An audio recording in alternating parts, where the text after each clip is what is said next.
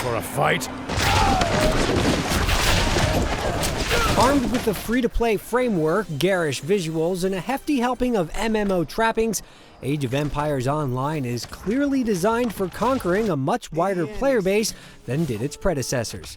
It's possible to find the gameplay that made Age of Empires 2 so popular among the pastels, but does its bubbly coding herald a golden age for the franchise, or does it mark the end of an era? These are troublesome times.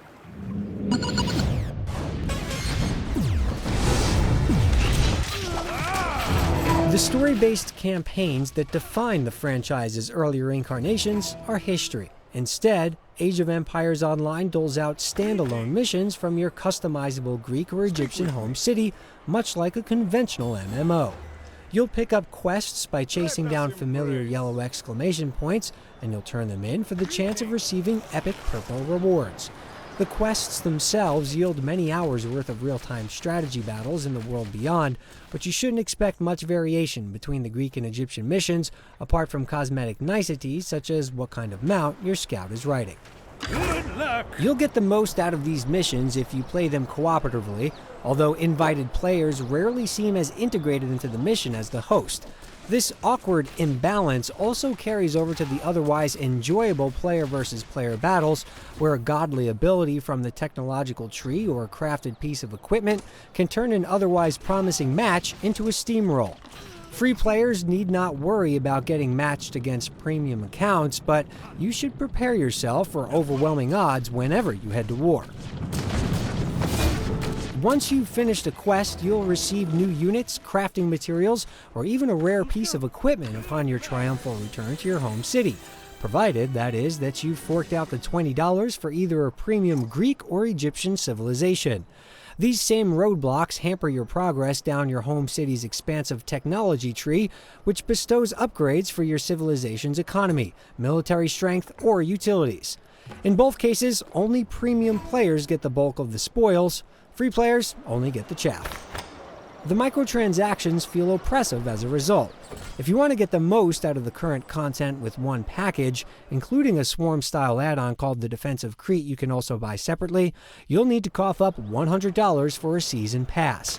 It's possible to forge through all 40 levels without paying a single Microsoft point, but Gas-Powered Games does its best to make you feel guilty about it, keeping key elements such as advisors, PvP rankings, full tech tree and crafting access, many buildings, and the best equipment all stashed behind an iron paywall curtain.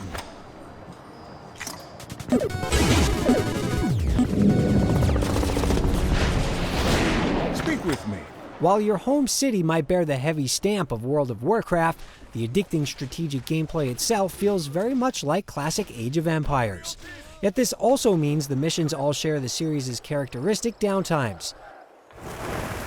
Almost every quest begins by sending your villagers out to gather resources such as wood and food, and using those resources to amass a balanced attack force.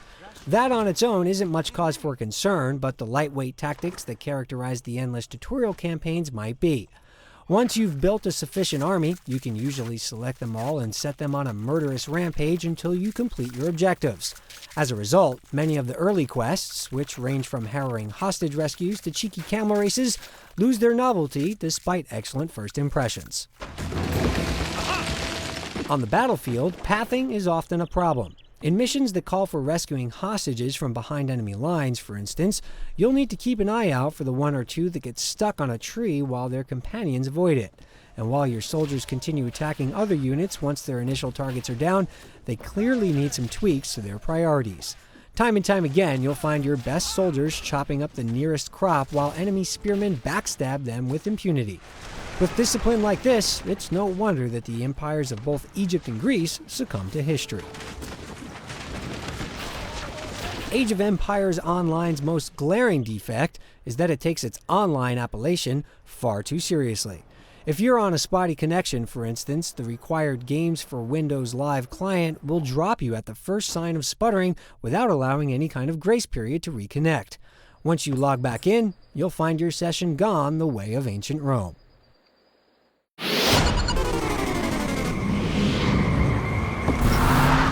Age of Empires Online's syrupy art style has more in common with Toy Story than the series' traditional dour visuals, which may come as no surprise since its free-to-play model resembles that of several social strategy games for Facebook.